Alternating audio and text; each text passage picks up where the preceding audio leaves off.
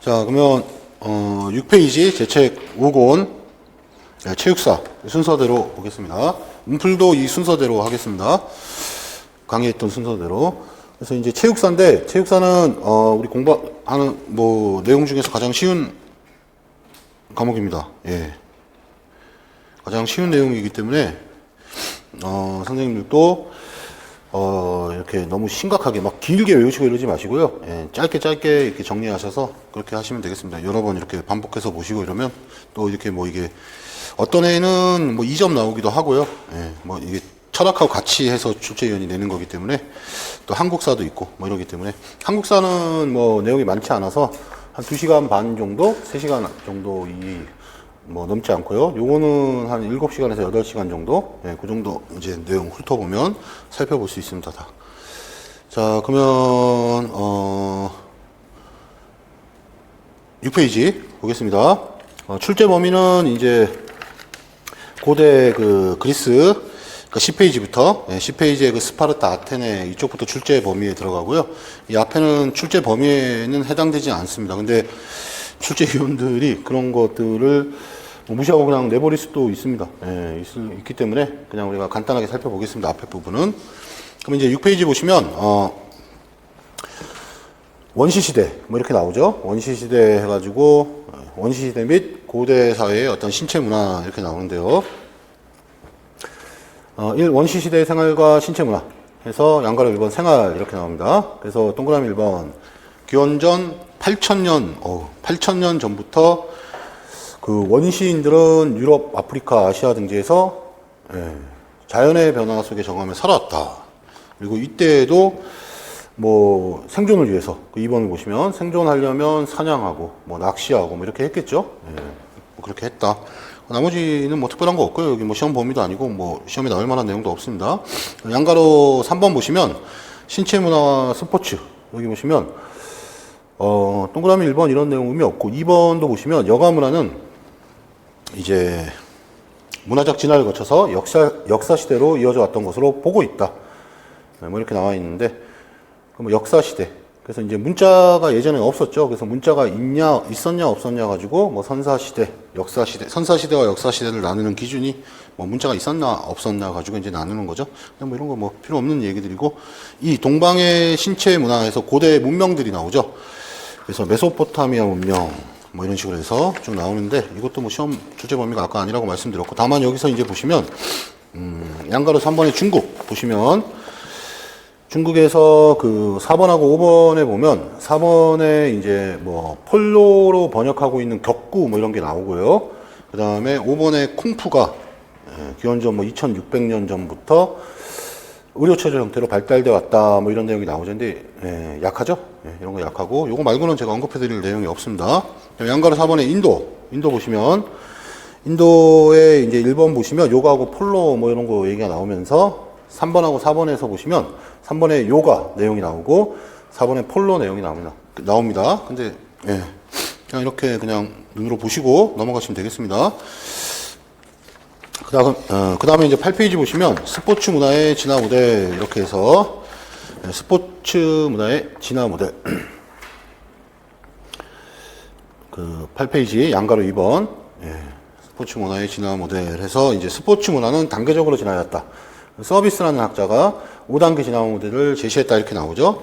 이 서비스의 그 진화 모델이 뭐 문화 진화 모델이라는 게 있습니다. 그래서 이 서비스의 문화 진화 모델에 맞춰서 봤을 때 아마도 스포츠도 이렇게 발달되어 왔다고 뭐 볼 수 있다. 뭐 이런 식으로 해서 제시해 놓은 내용이라고 보시면 되겠습니다. 서비스의 문화 진화 모델을 사용한 그 스포츠 진화 모델이라고 보시면 됩니다. 여기 나와 있는 내용들이. 근데 출제 범위가 아니라 그랬죠, 이게.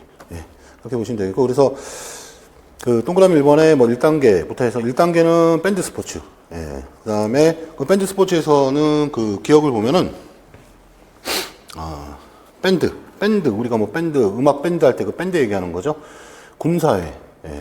그래서 한 20명 전후에 소규모 이제 인구 집단이 뭐 체력, 수렵, 사냥 뭐 이런 걸 했던 공동체 사회다 하고 뭐 니은에 이제 얘들이 나와 있는데 참고로 보시면 되겠고 그 다음에 동그라미 2번에 2단계 밴드 스포츠도 있었다는 얘기죠. 아까는 이제 군사였고 1단계는 2단계는 기억 보시면 부족이라는 얘기죠.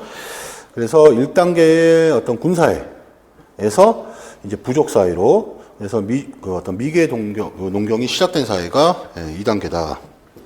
그래서 1단계 스포츠하고 비교하면 이게 이제 가면 갈수록 이제 구조나 기능적인 면에서 좀 더 복잡해지고 좀 구조적이게 되고 조직적으로 되는 거죠. 그래서 뭐 예로 그 니은에 뭐 나바호족 뭐 이렇게 나와 있는데 우리가 뭐 기억할 만한 내용이 아닙니다. 이제 3단계는 치프담 스포츠인데요. 그래서 치프담 그 기억 보시면 치프담은 어떤 정주적인 어떤 사회 체계다 이렇게 나와 있죠. 그래서 1, 2단계 밴드보다 인구가 많고 그 다음에 농경을 바탕으로 수렵, 체력, 뭐 어로 활동을 하고 뭐 이런 내용이 나와 있습니다. 그래서 군장제 사회다 이렇게 나와 있고 그래서 니은에 보시면 뭐 북아메리카 원주민 어떤 그 촉토족은 그래서 그 2번만 니은만 체크해 주시면 되는데 이 톨리 때문에 그러는데 이 톨리가 여기서 이렇게 톨리를 낼 이유가 없겠죠. 출제 범위도 아닌데. 그래서 골프공 크기의 토아라는 공을 상대공에 넣거나 관통시키는 그런 단체 게임이 톨리라는 게 있었다. 근데 그 뭐 기억 안 하셔도 상관없고 그냥 밑줄만 이렇게 거누시고 그렇게 하시면 되겠습니다. 그 다음에 이제 4단계는 이제 미개국가 스포츠라는 얘기죠. 그래서 1단계 밴드, 2단계 밴드, 그 다음에 치프담, 3단계, 4단계 미개국가 스포츠. 미개국가는 그 기억해 보시면 성층화, 뭐 계층화 현상이 나타나고 그 결과 사회계급이 출현했다는 점이다. 그래서 이게 안에 내용들 가지고 이게 뭐 1단계인지 뭐 4단계인지 3단계인지 맞출 수 있는데 뭐 출제 범위가 아니니까 뭐 그렇습니다. 그다음에 이제 미개국가 스포츠 하여튼 그거 말고는 그 뭐 이제 뭐 니은에 이런 것들이 나오면 뭐 미개국가 4단계다 뭐 이렇게 하는 것들이 뭐 의미가 없겠죠. 의미가 없고 그다음에 동그라미 5번에 이제 고대 문명 스포츠 여기선 기억해 보시면 최초로 도시국가가 이제 출현했던 단계고 그래서 디귿 보면은 관중과 직업 스포츠맨까지 등장하는 한층 조직화된 모습이었다. 이렇게 해서 서비스의 그 스포츠 진화 모델 이렇게 나와 있는데 나오기 좀 어렵죠. 출제 범위가 아닌데 낼 이유가 굳이 없죠. 일단 출제 범위로 확인하고 내시니까요. 자, 그 다음에 이제 10페이지. 근데 이상한 분이 들어가서 낼까봐 그냥 걱정돼서 보는 것 뿐입니다. 그 10페이지 보시면 이것도 마찬가지입니다. 출제 범위가 아닙니다. 아델만의 정근대 스포츠와 근대 스포츠 유형의 차이 이제 보시면 우리가 아까 그 구트만 걸 봤죠. 구트만 걸 봤는데 이제 이거는 이제 구트만은 근대 스포츠, 그러니까 근현대 뭐 현대 스포츠라고 해도 근대 해도 되고 근대도 되고 근대와 근대 이전을 본 거고요. 여기서는 보시면 이제 3번부터 잠깐만요. 9페이지에 3번부터 볼게요. 3번에 보시면 산업의 발달 뭐 도시화 이런 거, 교통의 발달 이렇게 하면서 고대 스포츠는 근대 스포츠의 모습으로 문화적 진화를 거쳤던 것이다. 뭐 이런 내용이 나와 있고 그 다음에 이제 양가로 4번 아델만이라는 사람이 그 근대 이전 스포츠와 근대 스포츠 근대 이전과 근대 스포츠 유형은 그 조직화, 규칙, 경쟁, 역할 차이, 공공정보 그 다음에 통계와 기록 중에서 6가지 측면의 차이가 있다. 6가지 차원, 조직화, 규칙, 경쟁, 역할 차이, 공공정보, 통계와 기록. 여기서 이제 차이가 있다는 얘기죠. 전 근대와 근대. 이 차이가 있다는 얘기입니다. 근데 근대 이전에는 조직화가 되어 있지 않았다는 얘기죠. 근데 근대는 조직화가 됐다는 얘기고, 규칙. 예전에는 성문화된 규칙이 없었다는 얘기고, 이제 규칙이 있었다는 얘기고, 그 다음에 이제 경쟁도 예전엔 지방 차원에서 수준에서 경쟁했다면 이제 근대에는 전국 차원에서 근저였다는 얘기고, 역할이 뚜렷하게 뭐 이제 역할 차이가 없었는데 여기서는 이제 전문 그 프로 스포츠가 이제 그 선수가 나오고 그 역할 차이 그 박스에도 이제 보시면 뭐 내용도 그렇지만 선수와 관중이 구분됐다 그랬는데 예전엔 관중하고 선수도 구분되지 않을 정도로 역할 차이가 없었다는 얘기죠. 그 다음에 공공정보도 마찬가지입니다. 예전에는 그렇지 않았는데 근대 스포츠에는 전국적 그 차원으로 정보가 뭐 신문이라든가 뭐 매체를 통해서 보도됐다는 얘기고 통계와 기록도 옛날에 없었는데 근대에는 있었다 이런 얘기인데 이 사람이 이렇게 6가지 차원에서 나눠놨다는 6가지 차원을 외우셔야 됩니다. 만약에 이걸 가지고 가시려면 있었냐 없었냐 이거기 때문에 안에 내용은 의미가 없습니다. 그래서 조직과 규칙, 경쟁, 역할 차이, 공공정보, 통계와 기록 이걸 외울 것이냐 중요하지 않다는 거죠. 자, 그럼 시험에 나오는 부분이 이제 지금부터 보는 내용들이다. 그렇게 보시면 되겠습니다. 이 고대 사회의 체육과 스포츠 문화, 이제 여기 보시면, 고대는 이제 그리스하고 로마까지를 이거 고대로 보는 거고요. 고대, 그리스, 로마. 먼저 그리스 이제 도시국가 대표적인 아테네, 그 다음에 스파르타 보고 나서 로마 보고, 그 다음에 이제 중세를 보는 거죠. 중세 기독교 시대 본 다음에 이제 이건 그 시대 나누는 그 구분 기준은 그 학자들마다 다릅니다. 근세, 중세가 한 1000년 정도 이어지고 나서 근대로 넘어가기 전에 요 근세라고 하기도 하고 아니면 뭐 근대 이전이라고 하기도 합니다. 보통 근세라는, 그러니까 근대 전이라는 얘기죠. 근대가 오기 전. 그래서 근세 이렇게 표현하기도 하고, 근대, 그 다음에 현대 뭐 이렇게 나눕니다.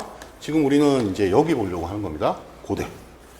고대는 이제 그리스, 아테네, 스파르타, 로마까지가 고대다. 그렇게 이제 보시면 됩니다. 그럼 먼저 이제 그리스가에서 이제 뭐 아테네, 스파르타 이런 식으로 나오겠죠. 그 다음 로마 나오고 이렇게 나올 겁니다. 자, 보시면, 자, 10페이지에 그리스의 체육과 스포츠 문화, 여기서 양가를 1번 호모는 사람 이름입니다. 그 호모 시대의 체육과 스포츠, 이렇게 해가지고, 그 1번의 기억을 보시면, 기억의 두 번째 문장에, 호모, 또는 뭐 호메로스, 뭐 이렇게 부르기도 하는데, 그 호모 시대에는 뭐 BC 뭐 1100에서 뭐 800 뭐 이렇게 나와 있죠. 그렇게 나와 있는데 1100년에서 기원전 800년까지 뭐 이런 식으로. 근데 이 연도 우리한테 의미가 없습니다. 1100년에서 800년이라는 얘기입니다. 그래서 의미가 없고 이건 암흑 시대다. 다시 말해서 이제 자료가 없다는 얘기입니다. 껌껌한 시대, 자료가 없는 시대고. 그래서 이제 당시의 문화를 정확하게 이제 파악하기 좀 어렵다는 얘기죠. 이것도 시험 범위가 아닙니다. 이것도 시험 범위가 아니고 우리 이제 스파르타부터 보시면 되는 건데, 스파르타, 아테네 이쪽에서 이제 보시면 되는데, 하여튼 요건 이제 이어서 좀 뭐 얼마 안 되니까 보겠습니다. 근데 이제 이 암흑 시대, 이 호모 시대 이전에도 그리스에는 이제 미케네라는 큰 국가가 있었습니다. 근데 이런 건 우리 시험에 나오는 내용이 아니고요. 미케네 시대라는 큰 국가가 있었고, 그 다음에 이제 호모 시대, 그 다음에 이제 도시국가 시대로 이렇게 이어진다. 근데 뭐 의미가 없다. 그런 거죠. 그래서 하여튼 기원전 이제 한 800년 정도 되면은 이제 도시국가들이 나타나는데, 그 전에 호모 시대, 암흑 시대가 있었다. 근데 이제 그 호모 시대, 그 니은에 보면은 호모 시대에는 그 호모의 서사시가 있었다는 얘기죠. 일리아드랑 오디세이, 이 서사시, 대서사시 작품이죠. 그래서 이제 호모라는 사람의 어떤 이 시, 일리아드하고 오디세이를 통해서 우리가 약간 이제 요 시대를 이제 추측해 볼 수밖에 없죠. 특별하게 이제 다른 자료는 없다. 자료가 없는 암흑 시대였기 때문에 이 호모의 일리아드하고 오디세이 이 작품을 통해서 우리가 좀 살펴볼 수 있다. 뭐 그런 내용입니다. 그래서 동그라미 이번 호모 시대의 체육 여기 보시면 기억, 호모의 작품 일리아드하고 오디세이는 두 영웅이 이제 그 A하고 B에 나오는 아킬레스하고 오디세이죠. 그래서 그 두 영웅의 어떤 탁월성 이제 두 가지 속성으로 이제 의인화시키고 있다. 뭐 이렇게 나와 있고, 일리아드의 그 주인공이 아킬레스고요. 오디세이의 주인공이 오디세이입니다. 그래서 아킬레스는 이제 행동의 인간, 오디세이는 뭐 지혜의 인간. 뭐 이렇게 우리가 볼 수 있죠. 뒤에 가면 뭐 그런 내용 나오고. 그래서 그 아킬레스는 이제 스파르타 체육과 유사하고요. 오디세이는 이제 아테네랑 유사하다. 뭐 그렇게 보시면 되겠습니다. 그래서 뭐 책에 없는 내용을 굳이 우리가 할 필요 없습니다. 그래서 거기 이제 내용이 나와 있죠. 거기 보시면 이제 그 A의 10페이지 맨 밑에 보시면 A의 아킬레스는 행동의 인간, B의 오디세이는 지혜의 인간. 거기만 비추시면 되겠습니다. 그래서 이제 뭐 이런 거 봤을 때 니은에 보시면 11페이지에 호모 시대에는 쭉 보시면 뭐 행동의 인간, 그 다음에 실천적 인간의 육성이었던 것으로 체육의 목표가 뭐 규정할 수 있다는데 이런 거 외우실 내용이 아니고 그렇게 하시면 되겠습니다. 그리고 동그라미 3번 호모 시대의 스포츠도 보시면 기억해 보면은 호모 시대에 이제 스포츠라는 용어는 없었겠죠. 그래서 일리아드하고 오디세이에 나타나는 운동 경기 종목은 뭐 여러 가지 이런 거 있는데 이것도 외우실 내용이 아닙니다. 그리고 니은에 보면 일리아드는 전쟁에서 죽은 영웅을 기리기 위해서 장례 경기가 개최됐다는 것을 보여주고 있고, 뭐 내용에 이런 내용이 있다는 얘기죠. 오디세이는 뭐 구원 경기 같은 거, 이런 것들이 나와 있다, 이런 얘기죠. 그래서 운동 경기는 이제 호모 시대 영웅들의 생활 속에 필수적인 것으로 존재했으며, 운동 경기를 통해서 신체적 탁월성을 가셔야 했다. 그 탁월성, 아레테, 거기만 밑줄그시면 되겠고, 여기까지는 뭐 특별히 외울 내용이 없습니다. 그래서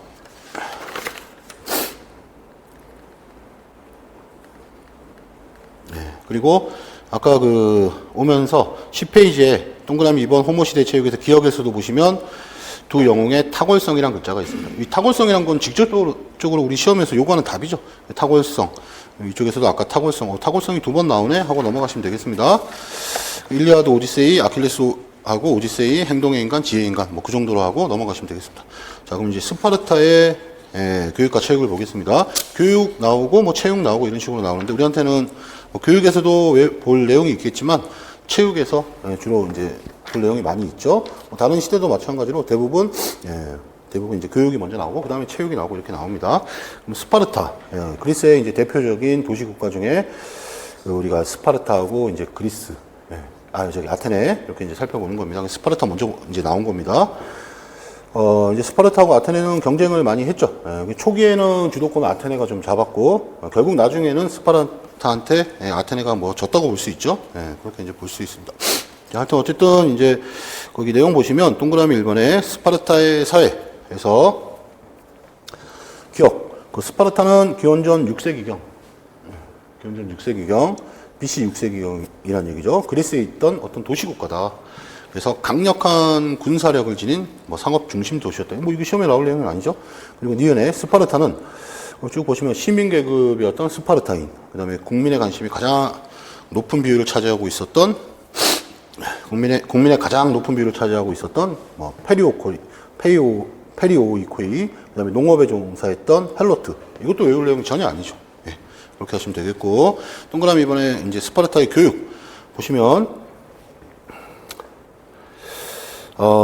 그 기억 보면은, 뭐 쭉 내용 보시면, 뭐 군국주의적 이런 내용도 나오고, 뭐 남녀 가릴 것 없이 전사로서 교육을 받았다 이런 내용도 나오고, 스파르타 교육과 생활 양식은 군사적이고 전체주의적 성격이 좀 있었다 뭐 이런 내용이 나오고, 니은 보겠습니다. 니은.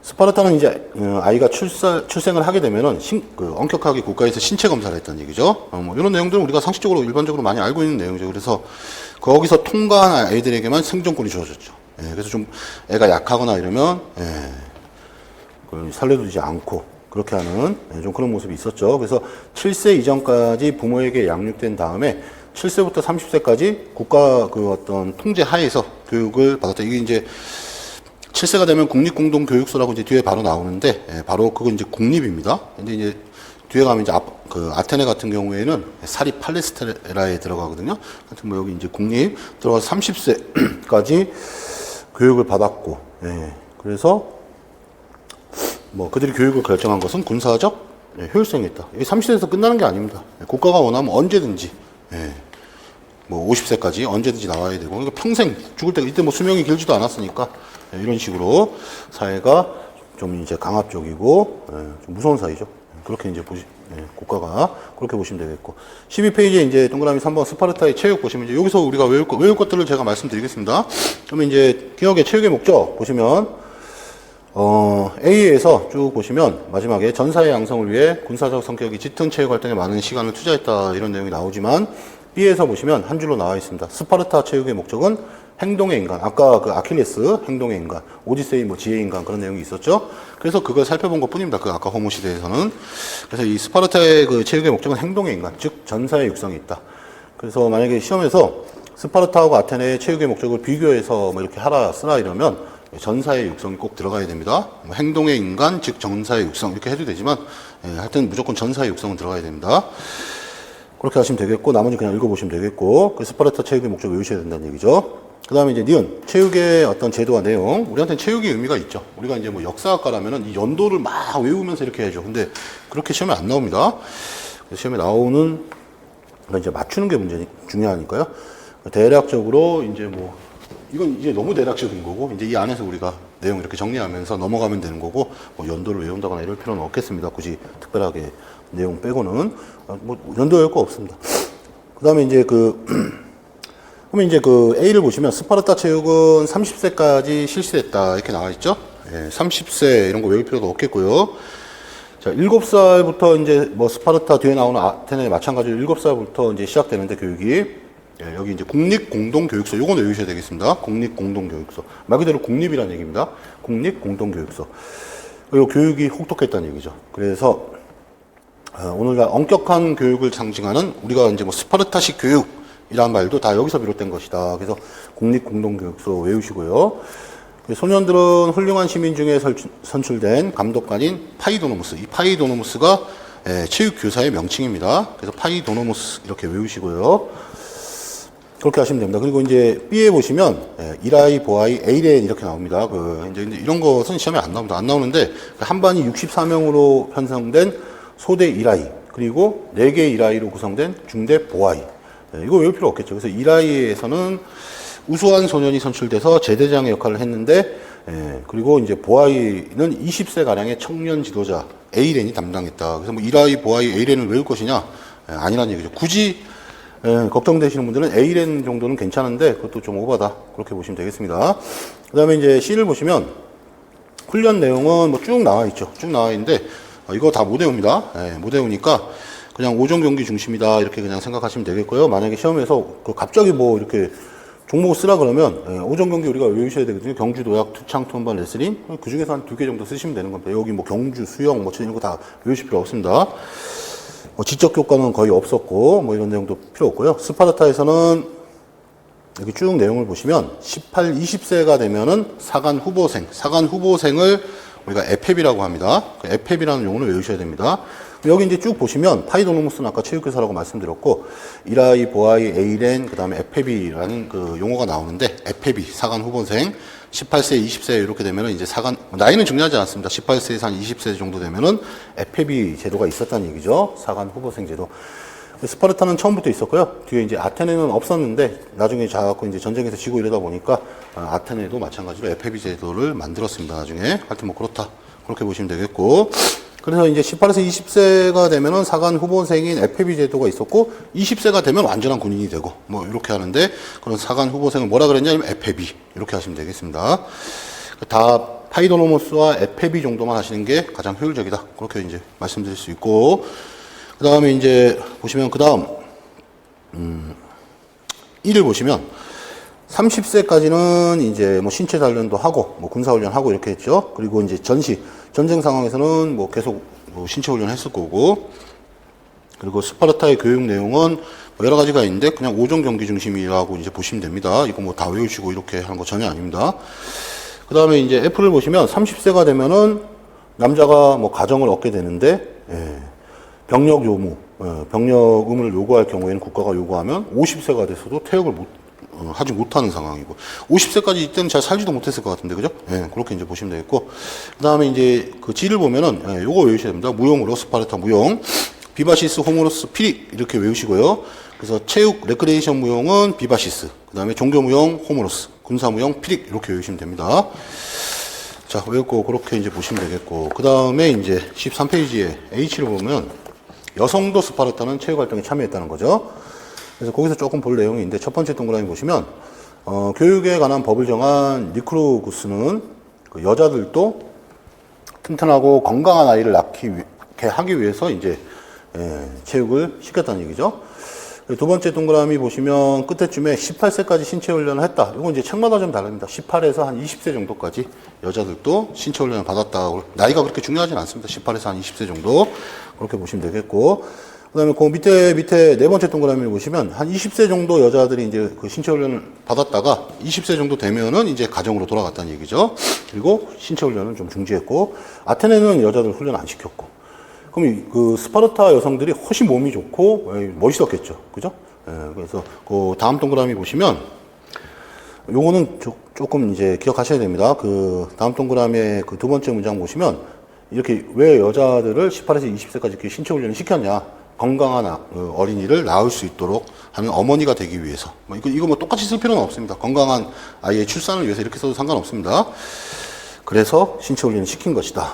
이거 다음 동그라미 마지막 동그라미 보면은 그래서 이렇게 그 스파르타 여성들이 멋있으니까 운동하고 이렇게 했으니까 아테네 여성들도 보물을 구할 때 이 스파르타 여성들을 이제 선호할 수밖에 없는 거죠, 그죠?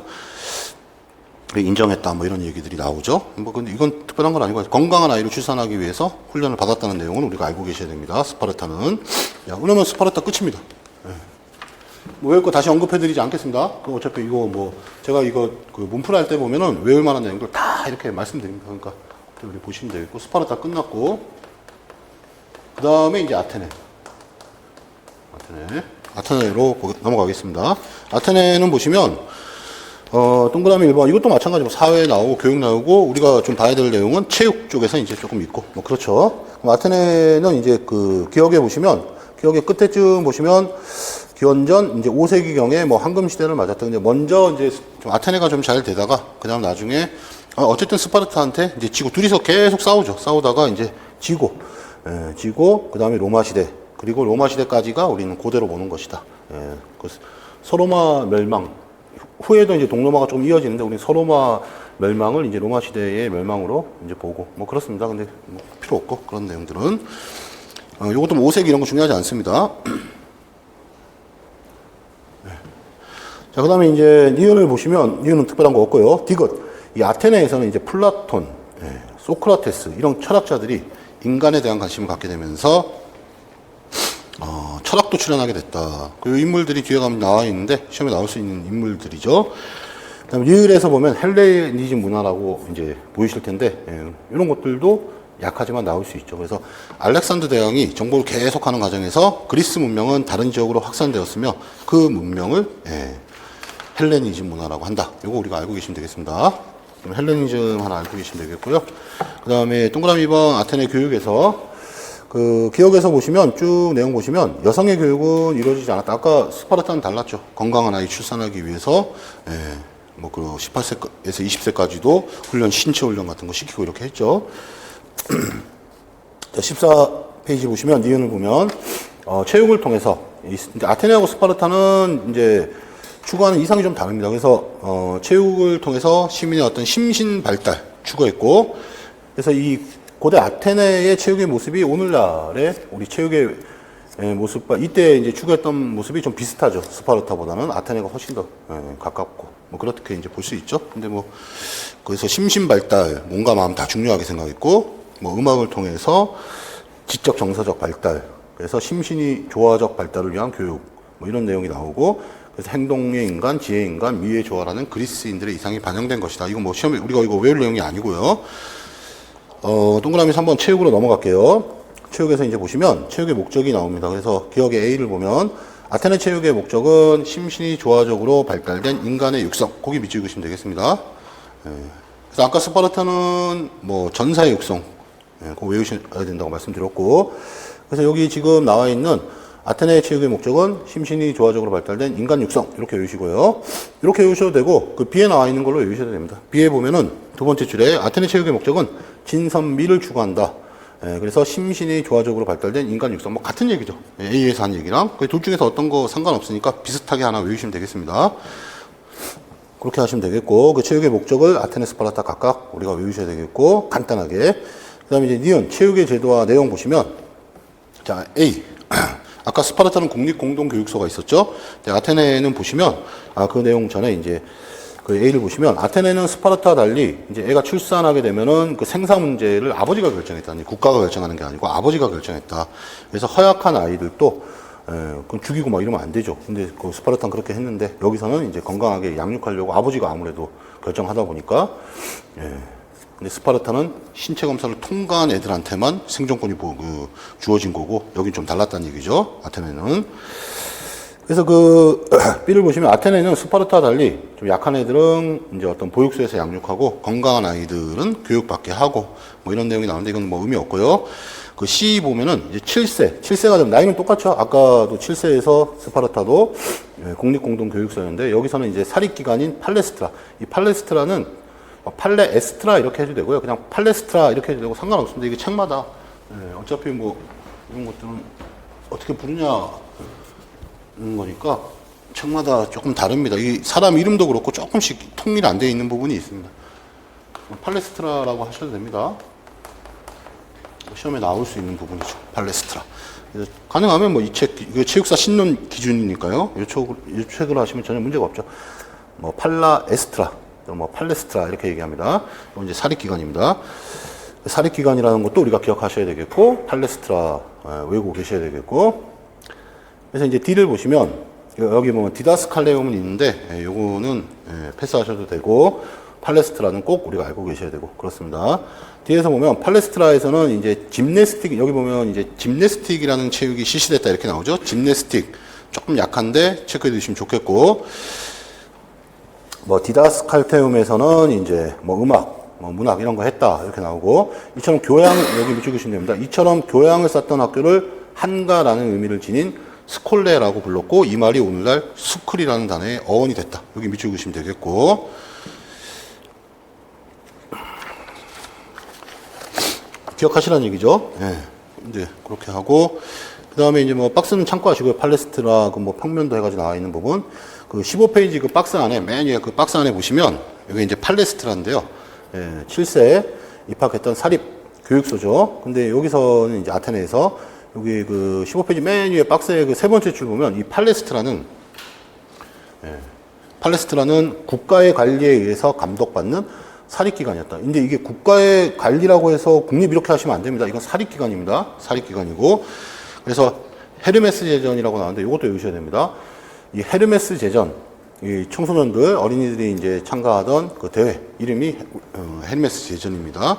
그래서 이 팔레스트라에서 연습해서 이 헤르메스 제전에 참가하는 거죠. 그래서 헤르메스 제전은 이 팔레스트라에서 이제 연습하고 그런 것들을 과시하는 어떤 대회 명칭이 헤르메스 제전이다. 그렇게 우리가 기억하시면 됩니다. 자, 그 다음에 이제 1을 보시면 이 팔레스트라에서는 아까 우리 그 파이도노무스라고 우리 그 스파르타에서 제가 외우라고 체육교사 명칭 파이도노무스가 있었죠. 여기서는 파이도트리베입니다. 그래서 팔레스트라에서는 체육교사 명칭이 파이도트리베다. 요거 외우시고요. 요걸 외우시고, 그 다음에 이제 그 2에서 보시면, 이제 체육 지도자와 운동 기술을 가르치는 짐네스트, 그 다음에 교사는 페다고고, 이렇게 나오는데, 그 짐네스트와 페다고고, 이런 것들은 다 외울 수는 없죠, 이걸. 다 외우기는 어렵습니다. 근데 파이도트리베는 외우셔야 된다. 그리고 이제 팔레스트라에 입교한 어린이에게는, 뭐 쭉 내용이 나오는데, 대부분 5종 경기 중심, 여기도 나오죠. 경주, 도약, 주창, 초음반, 레슬링, 꼰투 뭐 이렇게 나오지만 5종 경기 중심의 그 어떤 체육이 실시됐다. 그래서 국립공동교육소가 됐든 팔레스트라가 됐든 뭐 여기 이제 뒤에 가면은 이제 짐나지움이 나오거든요. 어디가 됐든 그냥 2개 쓰라 그러면 5종 경기 외워서 그 안에서 2개 쓰시면 되는 겁니다. 이거 따로따로 다 외우는 것은 말이 안 되죠. 그런 것들은. 그렇게 내지도 않겠지만 그렇게 하시면 돼요. 이 종목을 다 정리해야 되나 이렇게 하실 필요 없습니다. 그 다음에 이제 F, 여기 이제 F도 중요하죠. 팔레스트라 사립이었고, 그 다음에는 이제 16세가 되면은 이제 아테네 같은 경우에는 짐나지움에 들어간다는 거죠. F 다 밑줄그시면 되겠고, 이 나이는 그렇게 중요하지 않습니다. 나이는. 근데 짐나지움은 거기 국립교육기관이라 이렇게 나와 있죠. 그래서 팔레스트라는 사립, 짐나지움 국립 이렇게 하시고, 짐나지움 시험에 당연히 나올 수 있는 거죠. 그렇게 하시면 되겠습니다. 그 다음에 이제 G를 보시면, 그 아테네 청소년들은 팔레스트라에 이어서 짐나지움에 들어간다는 얘기죠. 7세, 뭐 16세, 근데 나이는 기억할 필요 없고. 그래서 뭐 여기서도 마찬가지로, 뭐 5종 경기 중심으로 했다. 이렇게 이제 보시면 되겠고, 그 체육 활동을 통해 체력, 전투력, 이런 건 물론이고, 좀 아테네는 스파르타하고 좀 다른 게 우아한 신체, 이런 것들을 육성하고자 노력했다. 심신, 조화로운 인간이 발달이 그 아테네 체육의 목적입니다. 그렇게 보시면 되겠고, 그 다음에 이제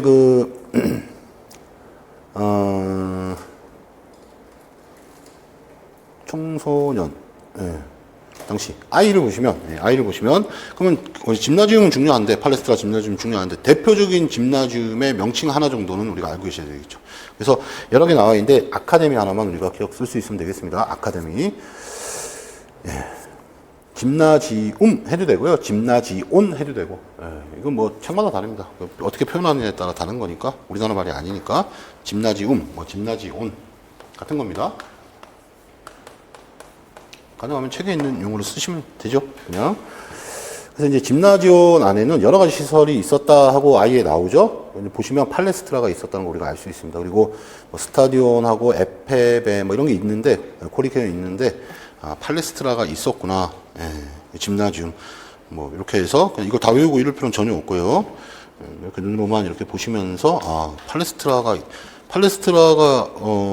짐나지움 안에 팔레스트라도 있었네 하고 이제 넘어가시면 되겠죠. 이 스타디온은 뒤에 가서 우리가 따로 외우실 때 그때도 제가 말씀드릴게요. 자, 그렇게 하시면 되겠고, 이제 J를 보시면 J는 특별한 게 없고요. K를 보시면 기원전 338년 마케도니아의 마케도니아의 필립에게 치욕적인 패배를 당한 이후 시민군을 이제 유지하기로 결정하고 마찬가지로 스파르타처럼 에페비 제도를 채택했다는 얘기죠. 처음에 없었는데 나중에는 에페비 사관 후보생 제도를 이제 채택했다 이렇게 이제 보시면 되겠습니다. 그래서 결국은 이제 이런 게 이제 객관식이 아니기 때문에 이제 아테네든 스파르타든 에페베가 있었다는 얘기죠. 그러니까 뭐 아테네는 에페비가 없었다 이러면 틀린 거고 이런 건데 우리는 주관식이기 때문에 에페비를 요구할 때 에페비를 쓸 수 있으면 되겠죠. 자, 그 다음 내용을 보시면 이제 K 그 다음에 K는 됐고 아테네 체육의 목적 M을 보시면 M 전체를 다 밑줄 그시면 되는데 이렇게 길게 물어보지 않습니다. 그래서 아테네 체육은 고대 사회에서 심신의 조화적인 발달이라는 균형적인 목적이라는 것을 심동, 인지, 정의를 다 중요하게 생각했다는 얘기죠. 그런 점에서 현대 체육의 목적하고 가치 개념과 일치되죠. 그래서 역사적으로, 체육사적으로 좀 의미가 있죠. 이걸 이렇게 길게 외울 필요는 없겠고요. 그건 전인 육성 얘기하는 거잖아요. 뭐 심신의 조화적인 발달이 균형적인 목표 개념이고 그게 전인 육성이고 심동, 인지, 정의 다 중요하게 생각한다는 얘기고 이러니까 그런 것들이 오늘날의 체육과 모습이 일치하는 거구나. 그래서 역사적으로, 체육사적으로 그런 것들이 굉장히 큰 의미가 있구나. 이렇게 우리가 하나 알고면 되는 거지. 이걸 다 외우고 이렇게 정확하게 이럴 필요는 전혀 없습니다. 그래서 그거 체크해 두시면 되겠고요. M 체크해 두시면 되고 M의 그 첫 번째 동그라미를 보면은 아테네 교육은 에페비 양성을 제외하면 이제 나중에 에페비 제도를 사관 후보생 제도인 그 에페비를 채택했는데 그걸 빼면은 이제 굉장히 사교육적이고 개인주의적이고 자유주의적이고 근데 이거 사교육, 개인주의, 자유주의 이거 또 외울 필요 없습니다. 인간으로서의 아레테 요금이죠. 그러니까 아레테가 탁월성이죠. 이거 그러니까 탁월성 이게 나오면 어디든지 이렇게 다 밑줄 그시면서 이렇게 보시면 좋습니다. 아레테 즉 인간으로서의 탁월성을 추구하는 것이었다. 아테네 교육은 에페비를 빼면 그 과정에서 체육은 굉장히 중요했고 뭐 그런 얘기가 나와 있죠. 특별히 딱 외울 내용은 없습니다. 여기서 에페비, 뭐 아레테 뭐 이런 걸 보는 거죠. 그런 정도만. 그 다음 동그라미 보시면 한 두 번째 문장 정도에 정기 아테네인들은 지혜 인간을 그 이상으로 생각한 나머지 지적 교육을 중요시했지만 이제 후기에 와서는 지혜의 인간과 행동의 인간을 동시 추구했다. 이것도 뭐 특별히 중요한 내용은 아니고 그래서 객관식이 어려운 겁니다. 우리 주관식이기 때문에 이런 거 크게 신경 안 써도 됩니다. 에페비가 시험에 답이 될 수 있다 그랬죠? 그래서 그 박스도 에페비의 선서 내용들이거든요. 그러면 이제 이런 게 나오면 또 에페비 이렇게 맞출 수 있도록 활용하시면 되겠고 이거 선서를 외우고 이런 건 전혀 아니고요. 한번 읽어보시고 에페비의 선서라는 게 또 있구나 체육사 책에 이렇게 하시면 되겠습니다. 그럼 끝났죠? 아테네 볼 건데 스파르타 아테네 우리가 살펴봤고요. 그 다음에 이제 중요한 게 그 범그리스 제전 고대 올림픽 얘기하는 거죠. 이게 이제 시험에 나오는 거죠. 나오는데 뭐 체육사 자체가 그렇게 많이 나오지 않기 때문에 뭐가 나올지는 모르죠. 주최자 마음이고 뭐 그렇습니다. 그래서 여기 보시면 그 그리스 스포츠에서 범그리스 그 경기대회에서 동그라미 1번 그 4대 제전 그리스에는 범그리스 경기대회 고대 올림픽 이제 그 4대 제전 경기가 있었죠. 그래서 그 개관 보면은 개관 그냥 읽어보시면 되겠고 그 개관에서 그 기억에서 B를 보면은 그리스 4대 제대 경기는 올림피아, 이스트미아, 네미아, 피티아 이렇게 네 곳에서 개최됐다 이렇게 나와 있고 근데 어차피 다 구분돼서 나와 있으니까 그래서 니은의 목적을 보시면 목적 그냥 읽어보시고 패스하시면 되겠습니다.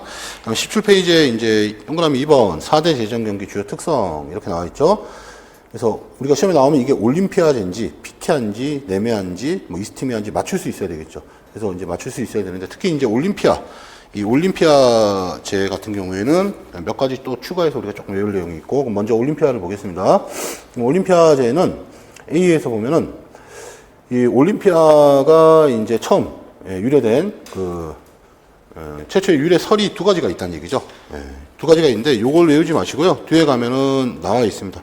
뒤에 가면 이제 18페이지 맨 밑에 보면은 헤라클라스의 승리를 자축하는 경기가 올림피아제의 기원이 됐다는 그 설이 있고요. 그 다음 페로푸스의 전차 경제에서 유래됐다는 설이 있는데 이것도 뭐 외울 내용이 아니지만 굳이 여기서 같은 내용이거든요. 근데 굳이 여기서 이 A에서 두 개를 외우실 필요는 없다. 이렇게 보시면 되겠고 다만 이런 내용들이 나왔을 때 올림피아제를 맞출 수 있으면 되겠죠. 자, 그 다음에 이제 B는 특별하게 우리가 말씀드릴 만한 내용이 없고 이제 각각 이제 그 신이 있는데, 예, 이게 재래 경기죠. 그래서 다 주신이 있는데, 신을 가지고 우리가 또 이 재래 경기를 맞출 수 있어야 됩니다. 그래서 그 C에 보시면 제우스가 주신이다. 거기 밑줄 그시면 되겠고요. 그 다음에 D에서는 4년마다, 여기서 이제 이스트미아는 2년마다 열렸거든요. 대부분 나머지 3개는 4년마다 열렸기 때문에, D에서 4년마다 제우스 신, 이미 제우스는 C에서 나왔고, 제우스 신을 위한 재래 경기가 행해졌다. 뒤에 이렇게 나와 있죠. 다음 재래까지의 4년간을 올림피아드라고 불렀다. 요거 나올 수 있겠죠. 올림피아드. 자, 그 다음에 그리스인들은 연수를 나타내는 의미로 올림피아드를 사용했다. 올림피아드. 이 용어 쓸 수 있어야 됩니다. 즉, 기원전 776년을 제1 올림피아드가 열리는 해로 이름 붙이고, 기원전 775년을 제1 올림피아드가 열린 다음 해로 기록하였다. 그래서 올림피아드라는 그 용어를 사용했다. 그렇게 이제 요거 할 때 이제 올림피아드 쓸 수 있으면 되는 거죠. 자, 그 다음에 이제 2를 보시면 그 올림피아제에서 최초 경기는 경주. 이게 대부분 뭐 올림픽뿐만 아니라 뭐 하다못해 운동회가 됐더라도 처음 하는 건 달리기죠. 그죠? 그래서 경주가 처음 했고, 근데 나머지 올림피아제가 거듭될수록 종목이 늘어나는 거죠. 그죠? 처음 했던 종목은 경주다. 즉, 달리기라고 해도 되고, 경주라고 해도 되고. 이 당시 명칭으로는 스타디온이라고 해도 되고. 그래서 그, 이제, 2에서, 그거 밑줄 그셔야 됩니다. 올림피아제의 그 초기 경기 종목은 경주, 즉, 달리기, 가로 뭐 스타디온 그 다 뿐이었으나까지 이제 밑줄 그시면 됩니다. 거기 밑줄 그시고 쭉 보시면 올리브관을 줬다 이런 내용도 나오죠. 뭐 제우스, 그 다음에 올리브관 뭐 이런 내용들, 뭐 이런 거 가지고 충분히 우리가 올림피아제에 맞출 수 있습니다. 자, 그리고 F도 외우셔야 됩니다. 이 경기자의 자격. 이 올림피아제에 참가하려면 순수한 그리스 자유민 남자여야 되고, 신벌이나 형벌 받지 말아야 되고, 짐나지온에서 10개월 이상 연습한 자. 이렇게 외우셔서 가로 하면 짐나지온 이렇게 쓰고, 요즘 시험은 좀 그렇다. 3개 쓰라 이런 시험은 옛날 시험이었고, 그렇게 보시면 됩니다. 3개 외워야 우리가 짐나지온 같은 것도 맞출 수 있고, 뭐 그런 거죠. 3개 외우시면 되겠다. 근데 너무 정확하게 그러니까 체육사는 짧게 외우시면 됩니다. 순수한 자유민 남자, 신벌이나 형벌 받지 않고, 그 다음에 짐나지온에서 10개월 이상 연습한 자. 이렇게. 자, 그 다음에 PT아제는 우리가 어떤 단서로 맞출 수 있느냐. PT아제. 그 A를 보면은, 이건 이제 올림피아 제 다음 가는 큰 재래 경기, 4개 중에서, 큰 재래 경기다. 그런 내용이 나오고요. B에서 보면은, 올림피아드에 3년째 개최됐던데, 이거 기억하기는 어렵죠. 그리고 그 C에서 보면 델피, 델피 밑줄 그시고, 거기 이제 C의 맨 끝에 보면 아폴로가 주신이었다. 아까 제우스였죠? 여기서 이제 아폴로가 주신이었고, 그 다음에, 마지막, 다음 페이지 18페이지 1을 보시면 월계수관을 줬다. 그게 이제 차이점입니다. 아까는 올리브관이었죠? 근데 여기서는 월계수관, 월계관이라고 보시면 되겠죠? 이런 거 가지고 우리가 찾아야 됩니다. 이제 플라톤이, 플라톤은 이제 우리 소크라테스, 플라톤, 아리스토텔레스 뒤에 가면 나오죠? 플라톤이 레슬링에서 우승을 했는데, 피티아제에서도 우승했고, 이스트미아제에서도 우승했고, 뭐 그렇습니다. 그렇게 보시면 되겠고. 그 다음에 이제, 이스트미아, 요거는 이제 뭘로 찾냐면, 그 A에서 보시면, 포세이돈이라는 신 이름이 나와 있고, 그 다음에 이제 B에서 보면은 중간쯤에 2년마다 다 4년마다인데, 요건 2년마다 개최됐다는 거. 그 다음에 C에서 또 포세이돈. 쭉 보시면 소나무관 이렇게 나와 있죠. 요걸로 충분히 우리가 이스트미아를 맞출 수 있습니다. 그 다음에 이제 네메아제. 요거는 그 A에서 네메아의라는 명칭에 대해서 설화가 있다. 이런 거는 우리가 기억할 수 없죠. 기억할 수 없고, 이제 C에서 보면은 두 번째 문장에 주신이 이제 올림피아제하고 마찬가지로 이제 제우스 신이었다는 얘기죠. 그리고 야생 샐러리관을 줬다는 거. 요거 가지고 맞추셔야 됩니다. 그렇게 해서 거기 또 박스에 정리가 돼 있죠. 정리가 돼 있으니까 참고하셔가지고 우리가 요걸 시험에 나오면 맞출 수 있어야 된다. 자, 우리 근대 올림픽은 이 고대 올림픽에서 이 올림피아제, 요걸 계승했다. 그렇게 우리가 볼 수 있는 거죠. 근데 이때 이제 올림피아제만 있었던 건 아니고, 대표적으로 4가지 제전이 있었다. 이렇게 보시면 되겠습니다.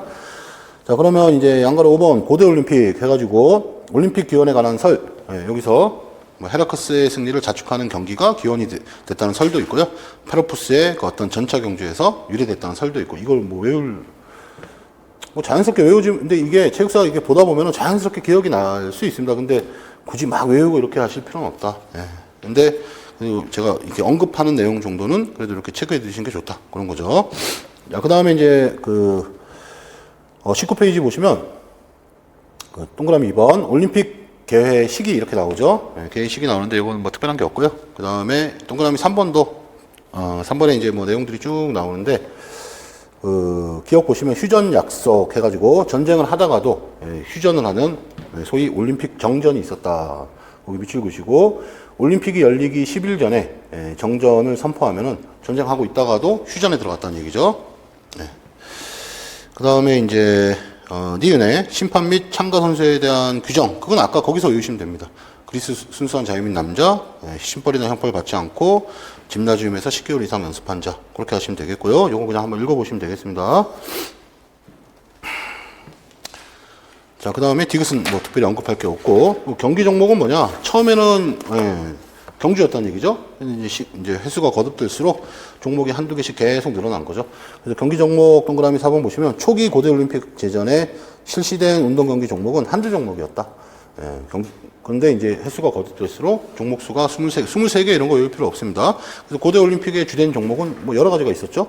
여러 가지가 있었는데 이 중에서 시험에 이제 나오면 우리가 맞출 수 있어야 됩니다. 그래서 그 여러 가지 중에서 경주를 먼저 보면은 경주에서는 A 체크해 두시고 A를 외울 필요는 없습니다. 여기서 뭐 단거리는 스타디온 경주, 스타디온을 왕복하는 건 디아울로스나 뭐 스타디오 경주 뭐 이런 거 외울 필요가 없다는 얘기죠. 그 다음에 뭐 20에서 40 스타디온을 뭐 달리는 장거리 경주, 돌리코스 뭐 이렇게 할 필요 없고요. 경주가 있었다는 거. 이게 처음에는 이제 경주가 있었던 거죠. 근데 이제 여기서 중요한 게 뭐냐면 그 박스에 있는 겁니다. 박스를 보시면 스타디온이라의 의미 이렇게 나오죠. 그래서 거기서 오늘날의 주 경기장을 우리가 스타디움이라고 하죠. 이게 이 스타디온에서 유래됐다는 것이죠.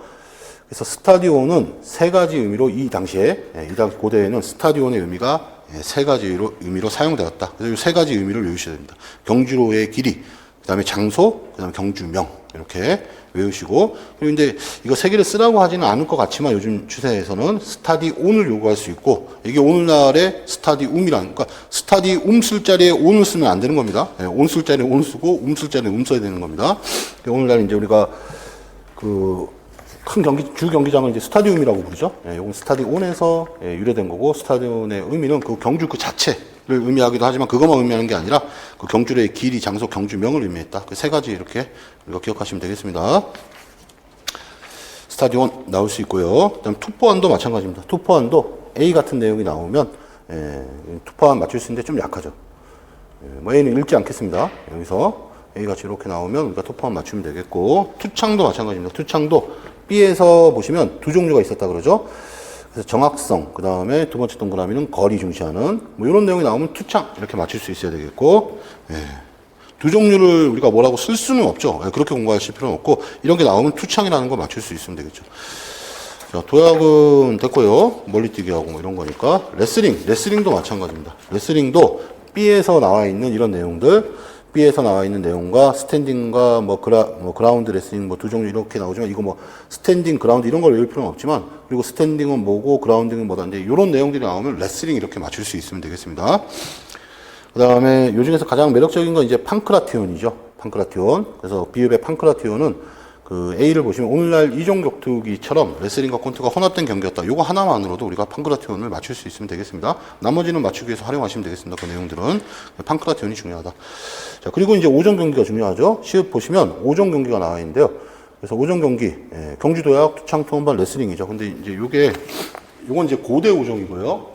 경주도약, 투창, 투혼반, 레슬링은 근대 오정, 오늘날 하고 있는 근대 오정이 있죠. 근대 오정은 다 이 고대 오정에서 우리가 고대 오정에서 이어져 오는 거죠. 그죠? 거기서 모티브 따가지고 근대 오정을 하는 건데, 종목이 다르죠. 종목이 다른 건데, 근대 오정도 외우셔야 됩니다.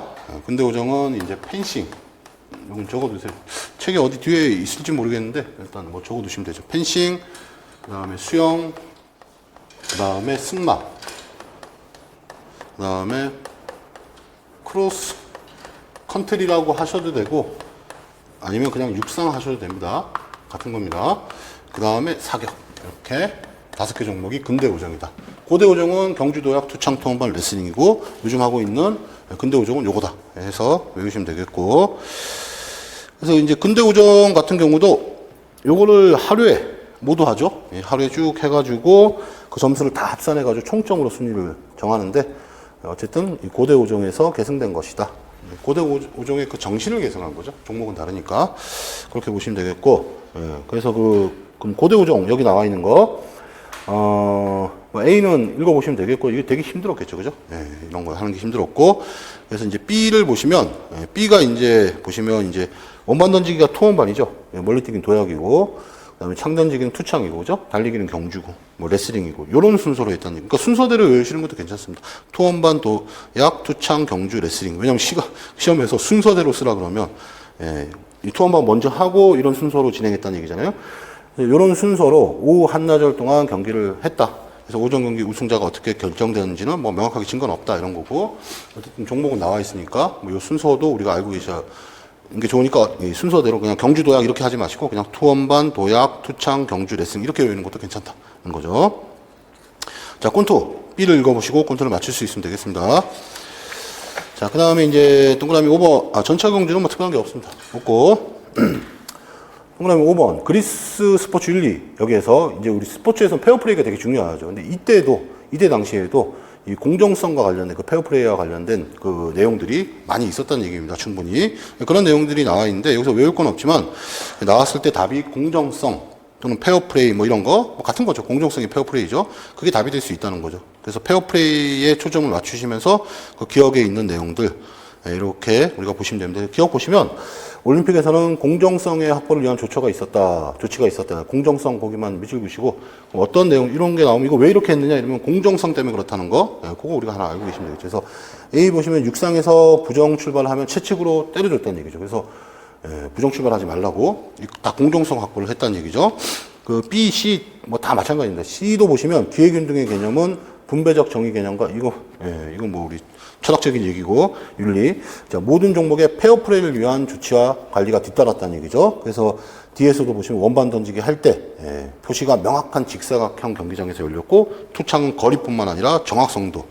하여튼 여기 이제 뭐 D뿐만 아니라 A, B, C, D, E, F, G 다 마찬가지입니다. 이런 내용이 나오면 이게 공정성과 관련이 있다는 걸 우리가 알고 계셔야 되겠습니다. 뭐 눈을 찌르거나 이렇게 하지도 못하게 했고, 최후의 순간까지 싸우게 하는 형식을 취했다. 왜냐하면 막 판정해버리면 공정하지 않을 수도 있으니까, 다 공정성과 관련된 이런 그 조치들이 고대 그 올림픽에도 있었구나. 그렇게 하시면 되겠고. 자, 그 다음에 이제 니은은 그냥 밑줄만 거주시면 되겠습니다. 올림픽에서는 정정당당한 경기를 위해서 고대 올림픽 얘기하는 거죠. 선서를 했다. 정정당당한 경기, 페어플레이를 얘기하는 거죠.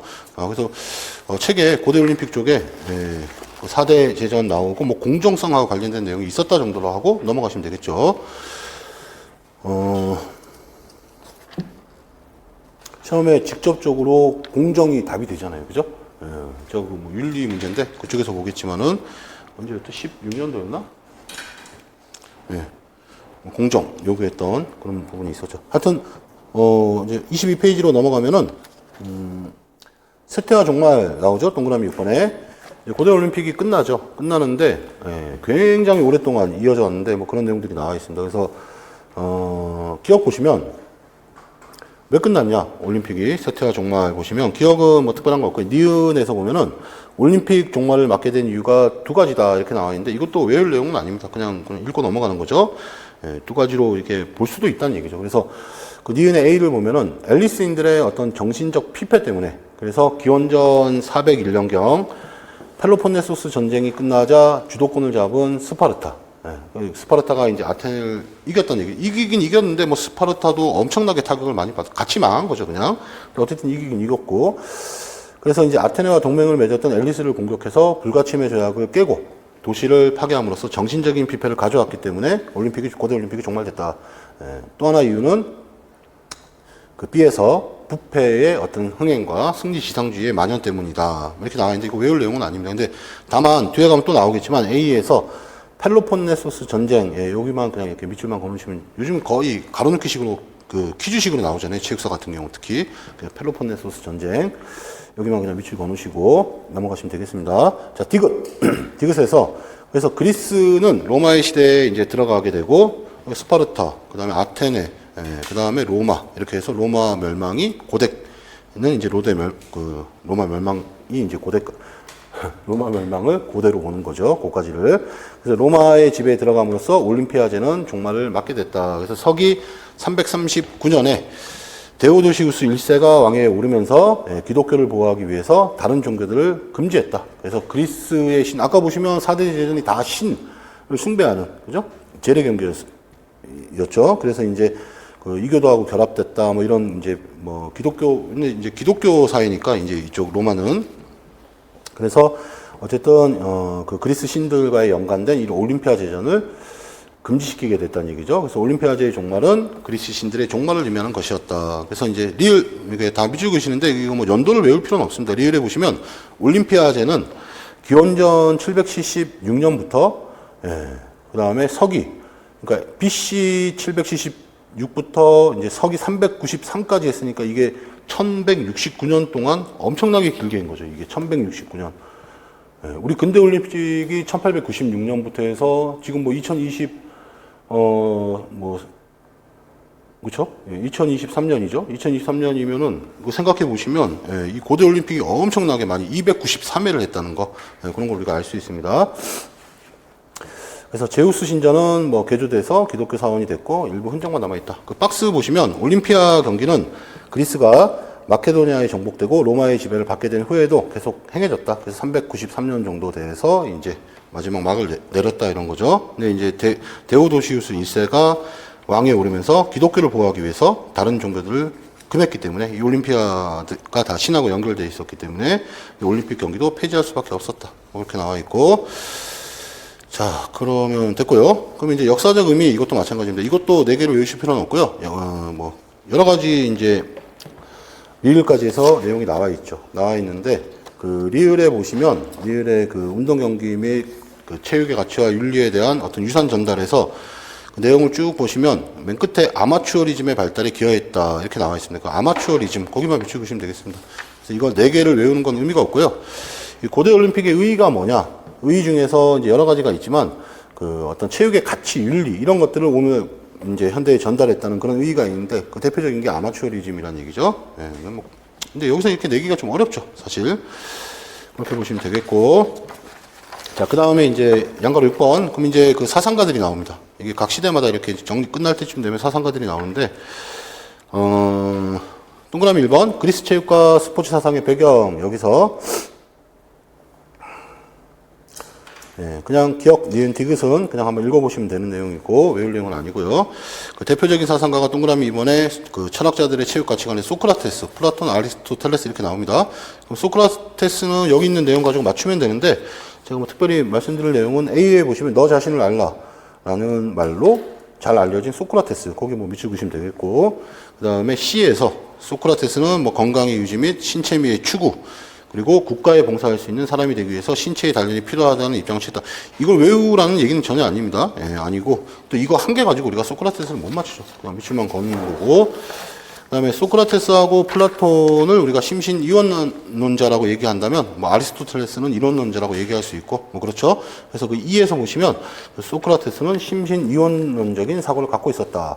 이 전체 다 밑줄 그시면 되겠습니다. 그래서 소크라테스가 지향한 체육의 목적은 심신의 건강과 신체미의 추구, 국방력 강화 이런 것들을 외우실 필요는 없겠습니다. 그래서 여기 있는 내용으로 우리가 소크라테스를 맞춰야 됩니다. 맞춰야 되고 맞추는데 크게 문제는 안 될 겁니다. 그렇게 어렵게 되지는 않을 거니까. 생각한다, 고로 존재한다, 데카르트. 뭐 그렇게 하잖아요, 그죠? 그렇게 하는 거니까. 자, 그 다음에 이제 그 니은, 플라톤. 소크라테스의 그 제자인 플라톤. 그래서 플라톤은 이 플라톤이라는 플라톤이라는 의미가, 그 글자 이름이 그 의미가 그 어깨가 그러니까 넓다라는 의미를 갖고 있답니다. 그래서 넓다라는 의미로 그 레슬링 스승이, 이 플라톤의 그 레슬링 스승이 지어준 이름이 플라톤이다. 그래서 플라톤은 원래 넓다라는 의미의 뜻을 갖고 있다. 그렇게 이제 보시면 되겠고, 이제 플라톤은 그만큼 레슬링이 잘했다는 얘기죠. 아까 뭐 우승했다, 뭐 그런 올림피아, 뭐 이스티미아 이런 데서 우승하고 뭐 이렇게 나와 있었던 내용이 있었죠. 어쨌든 이 플라톤을 그러면 맞추려면 여기 있는 내용으로 맞춰야 되는데 그 A, A에서도 뭐 이스트미아제에서 2번이나 우승했다 뭐 이렇게도 나와 있고 레슬링 선수였다 뭐 이런 내용도 나와 있었죠. 그럼 소크라테스 제자라는 얘기도 나와 있고 그래서 A 전체를 다 미치고 계시고 그 다음에 이제 B에서 두 번째 문장 교육의 목적을 행복 실현에 두었다. 그리고 교육의 두 영역을 음악과 체육으로 봤다. 요거는 특별하게 조금 이렇게 미치고 계시면 좋겠습니다. 플라톤의 교육의 목적은 행복, 뭐 실현 빼도 됩니다. 그냥 행복. 그리고 두 영역이 음악, 체육. 이렇게는 조금 이렇게 기억하시는 게 좋겠습니다.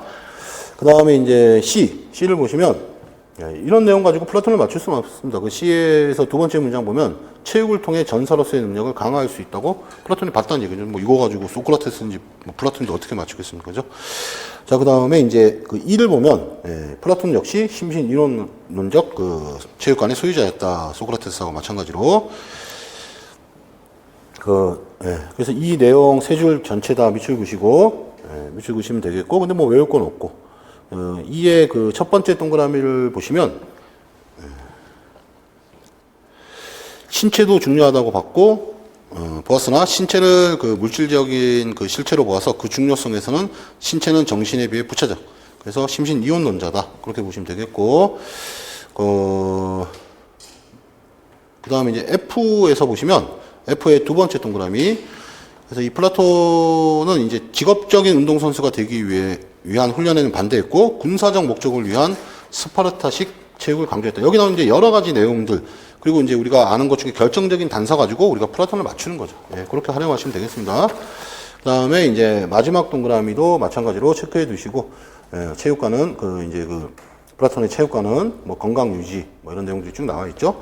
지금 제가 이렇게 말씀드린 내용은 그나마 여기 여러 내용들 중에서 조금 더 뭐 자극적인 내용이라고 볼 수 있고 하여튼 플라톤을 맞추기 좋은 내용들이니까 그렇게 하시고 아까 우리가 외울 내용은 행복 그거 외우시고 그렇게 하시면 되겠죠.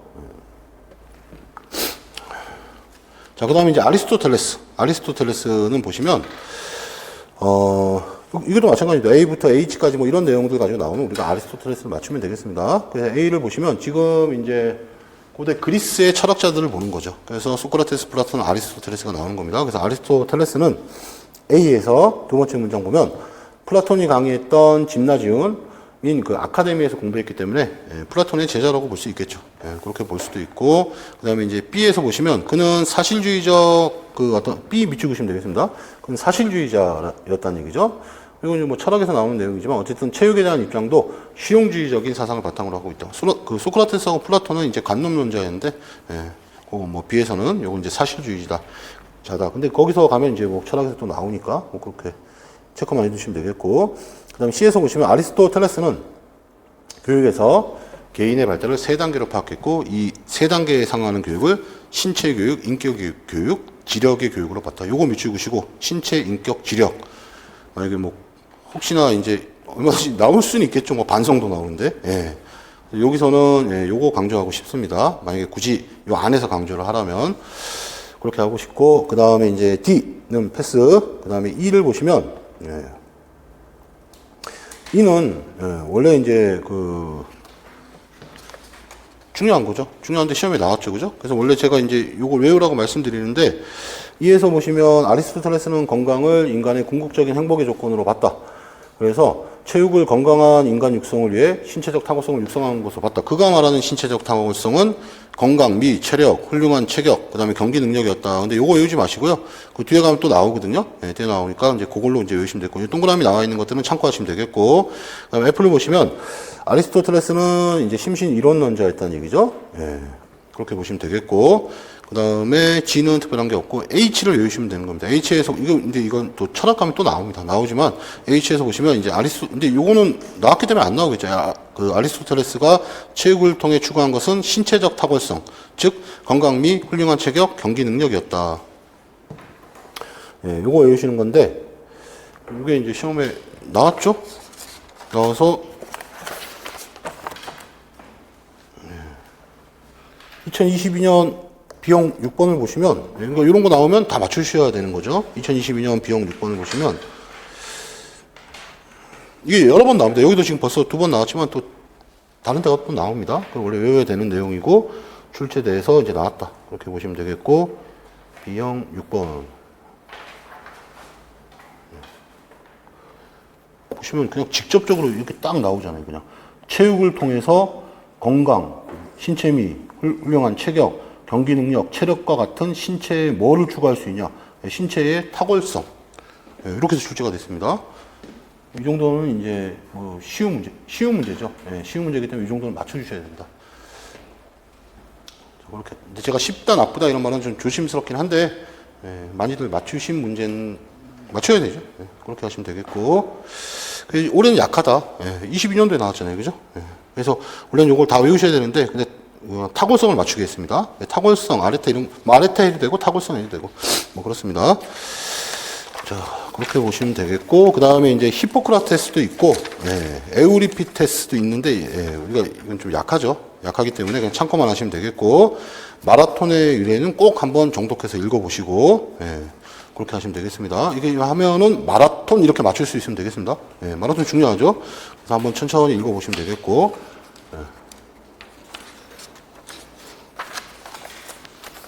잠시 쉬었다가 로마로 넘어갈게요.